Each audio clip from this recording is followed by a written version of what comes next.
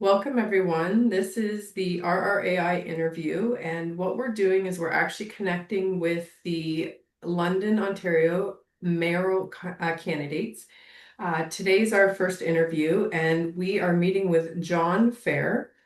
Um, I would like to mention that John was the first mayoral candidate that actually responded, and we've confirmed our interview time, so we're super excited to have John with us. To get right into it today, though, basically, we're just going to have a question and answer period with John. And our first question is going to be please introduce yourself and what inspired you to run for Mayor of London and why you believe now is the time to lead the city. My name is John Feher, and it's spelled Feher. I grew up in St. Thomas, and I moved to London when I was the age of 19. I have committed my life and developed a deep commitment to the community. And what I mean by that is that all of London. And I am running for mayor because I want the future for everyone who calls London home to become stronger and safer than it has been in the last, let's say, since COVID. And so I believe we need changes for new leadership and new ideas. That's great. Thank you, John. It's very nice to meet you. And again, thanks so much for agreeing to sit down and have a little chat with us today. What do you see as London's greatest strengths, and how do you plan to build on them during your term as mayor? Well, London's greatest strengths are its strong sense of community and its strategic location of where we are, as we are right pretty much dead center towards Windsor and Toronto. And so we could become the major hub for any transport that goes through southwestern Ontario.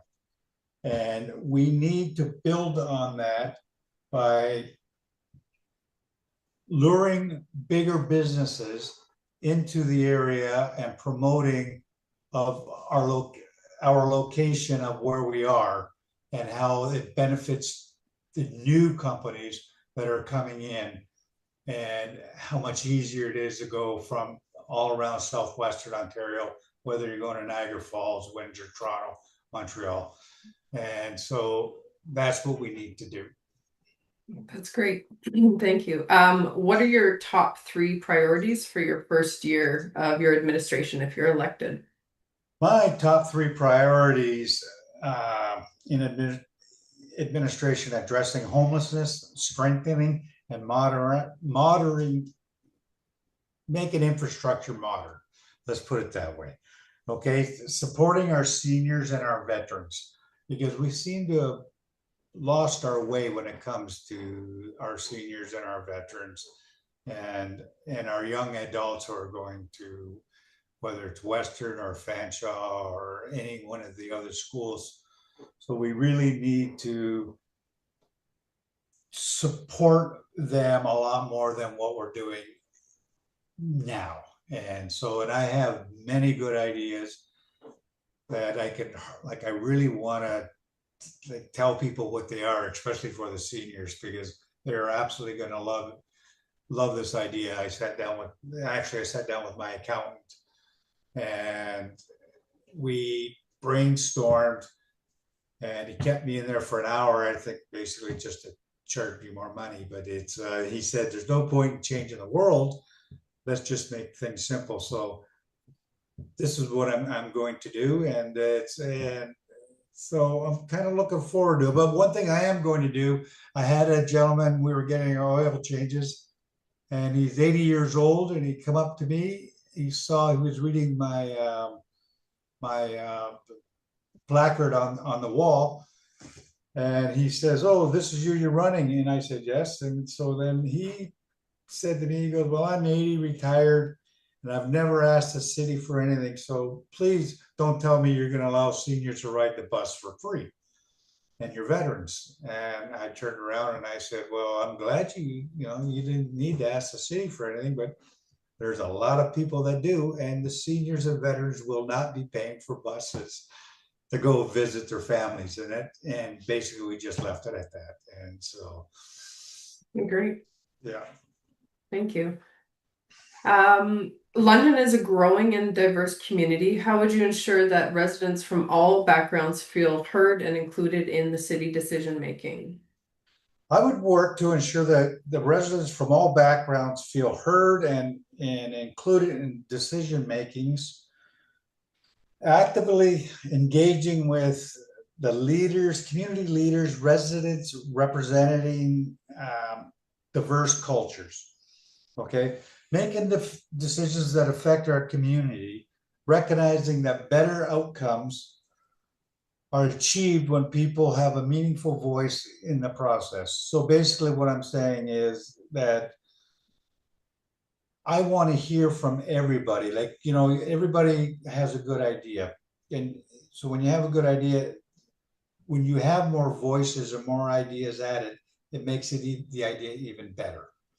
And that's what we need to do. And we need to include everybody, not just the 1% of London that a lot of these politicians want to talk to. Mostly they don't talk to the residents who are living day-to-day life, like food banks and they're paying their hydro bills and their rent and whatnot. So I would really want to include everybody into that. And that's why on my webpage, I have at the bottom of my webpage, that's fairformayor.ca. There's a couple buttons. One's a comment and one's an idea tab. And anybody who hits that, everything gets read.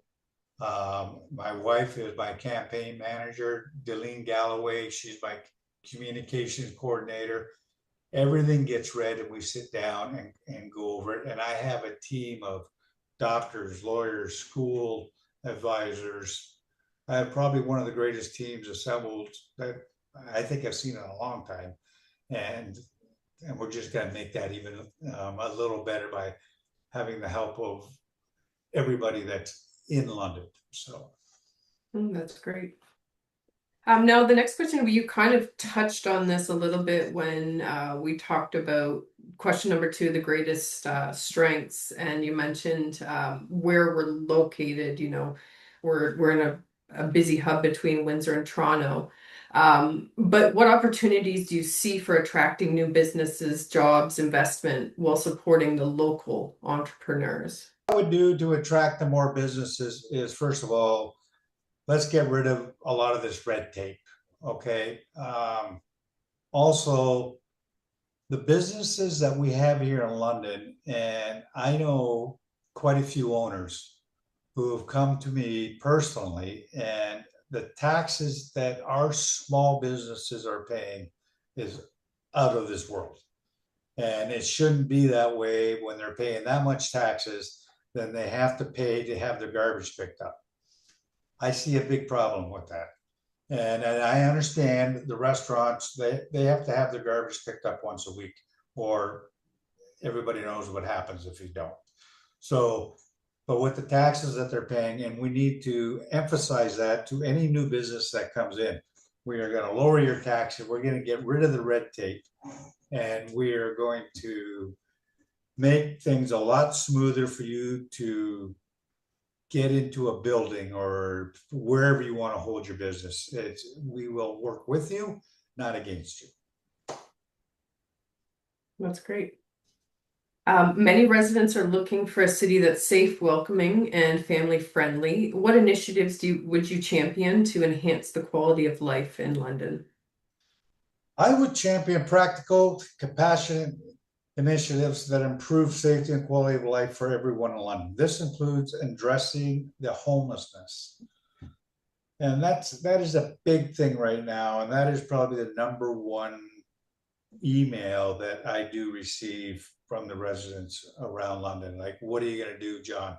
Because after they read my webpage and they see that I've worked with CMHA for years, they understand that I know what I'm kind of talking about when it comes to homelessness and mental health.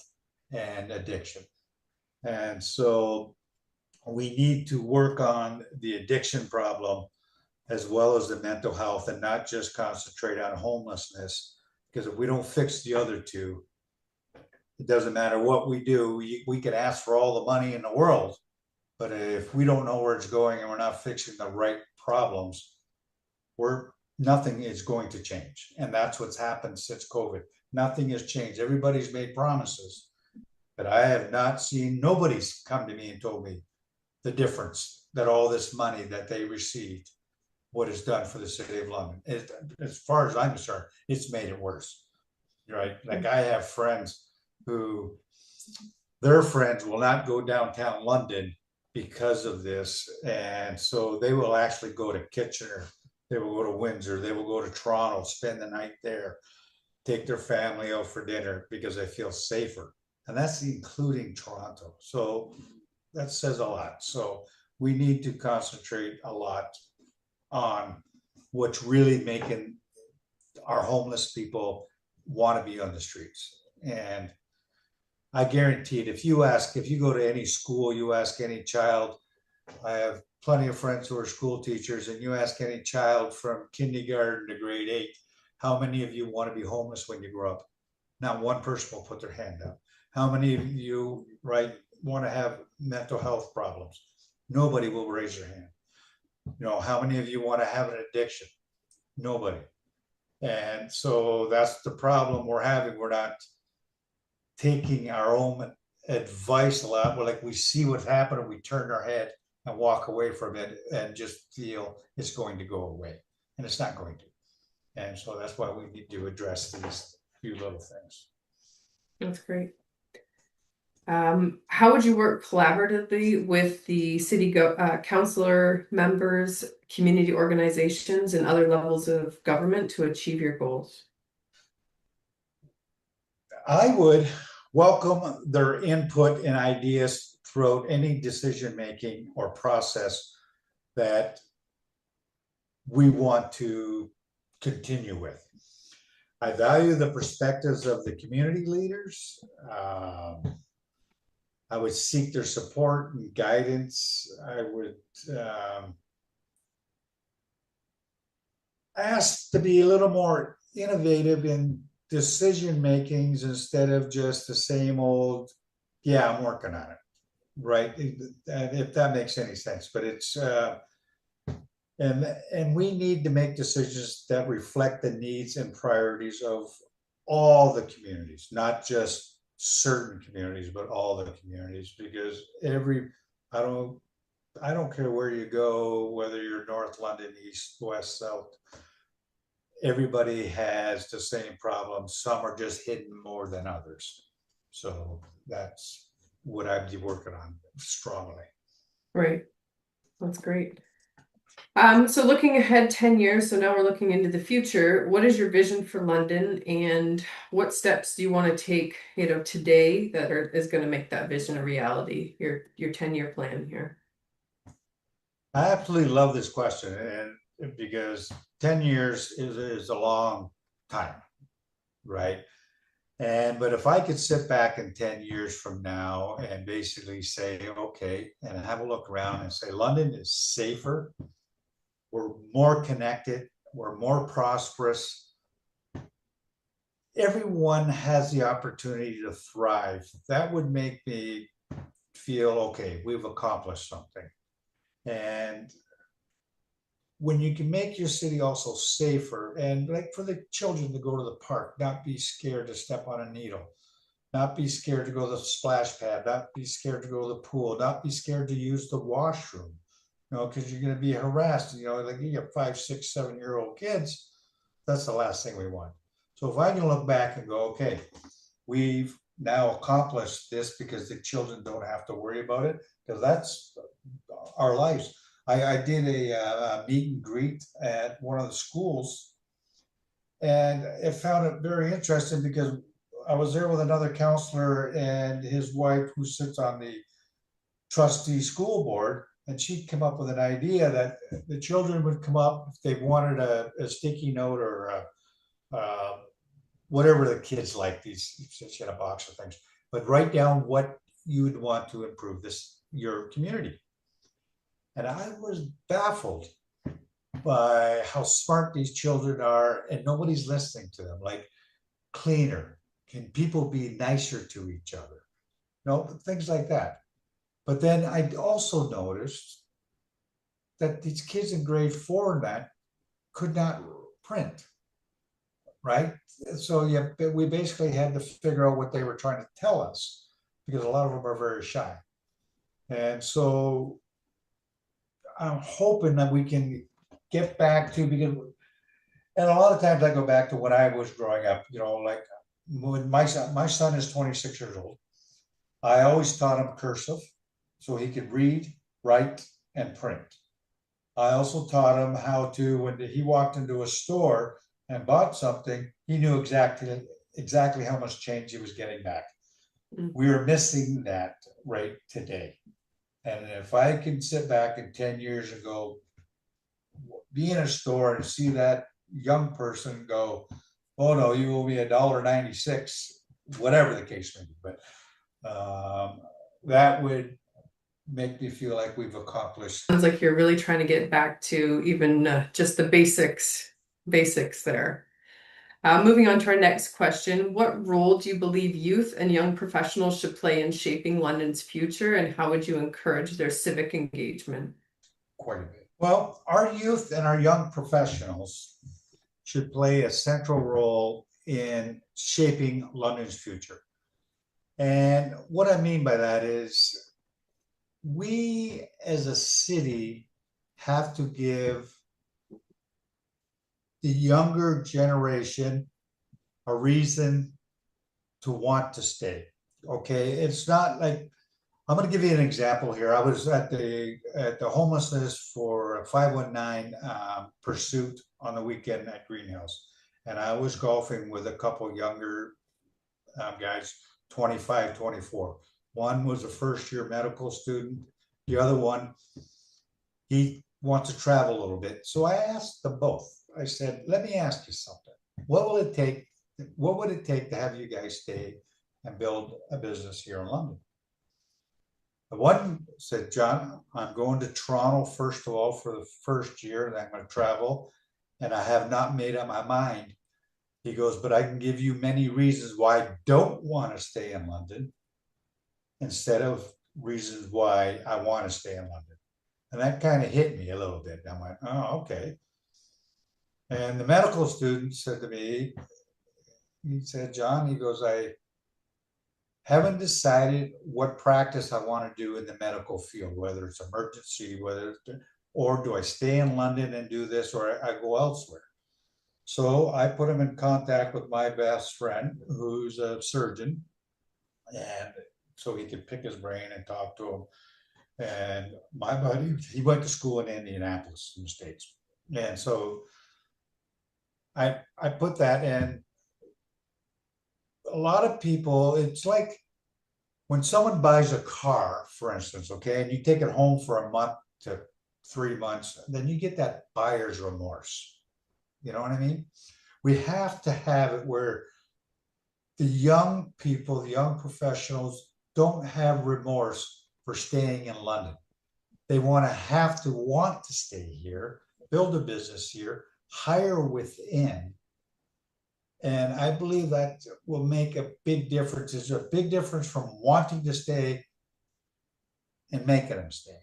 And so there is a huge difference in that area.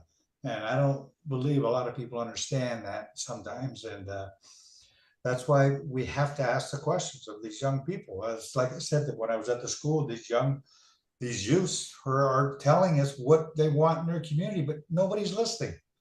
And I just go, okay, hang on a second here.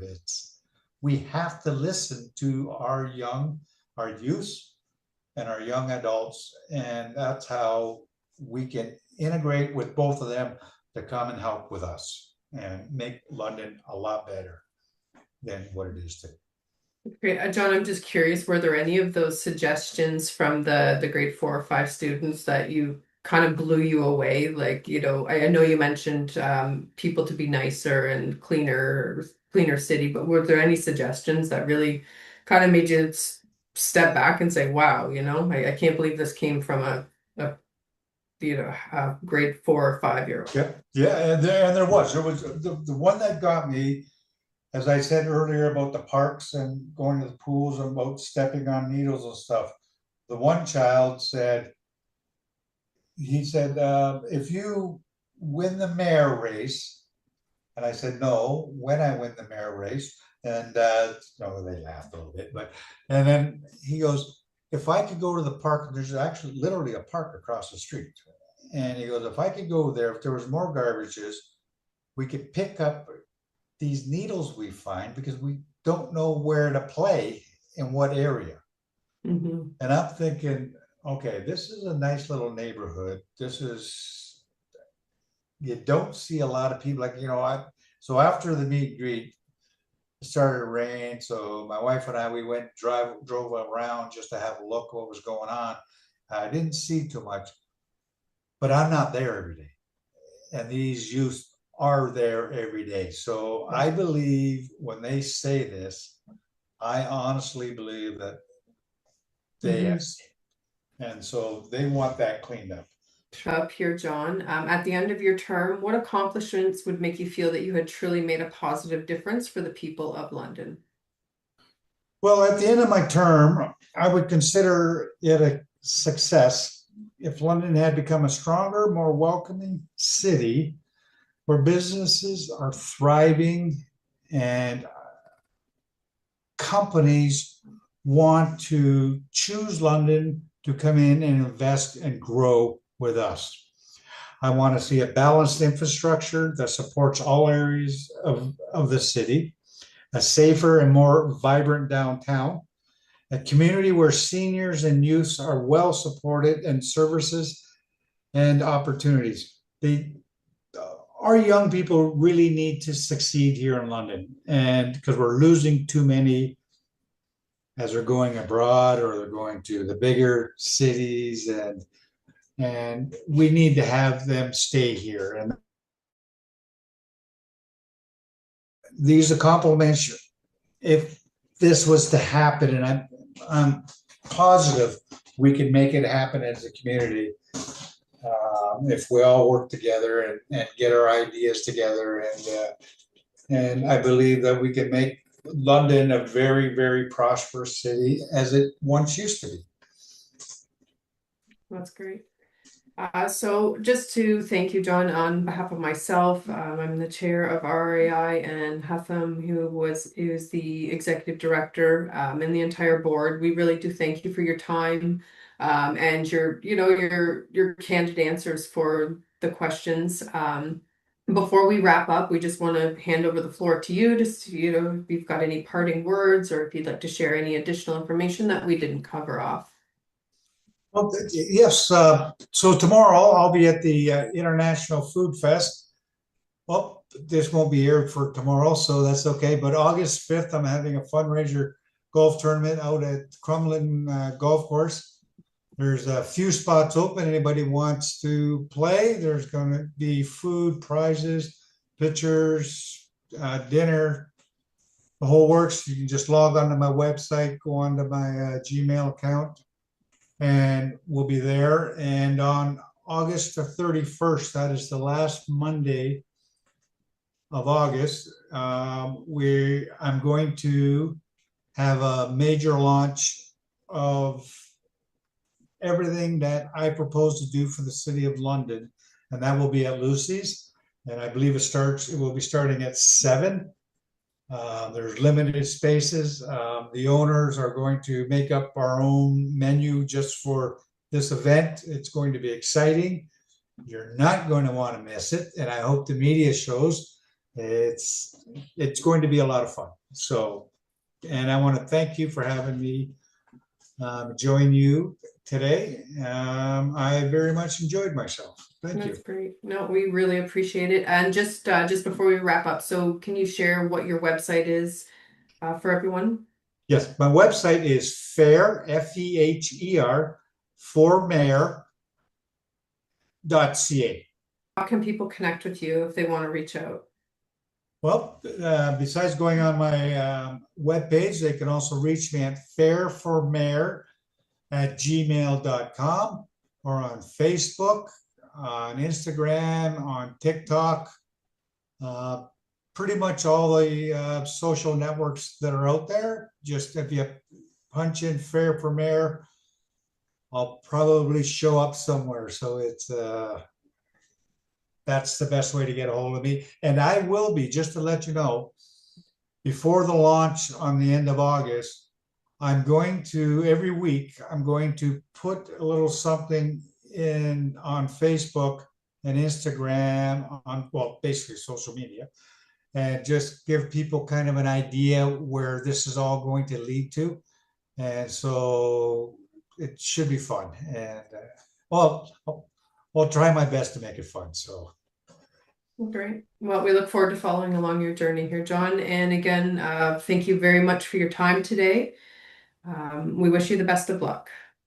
thank you very much.